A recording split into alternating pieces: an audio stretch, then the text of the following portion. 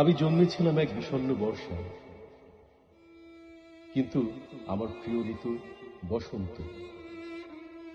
আমি জন্মেছিলাম এক আশার সকালে, কিন্তু ভালোবাসি চৈত্রের বিকেল।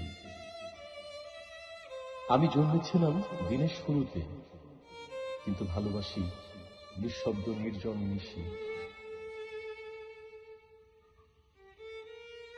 আমি জন্মেছিলাম ছায়া সুনিবিড় গ্রামে, ভালোবাসি বৃক্ষহীন রৌদ্রদগ্ধ ঢাকা।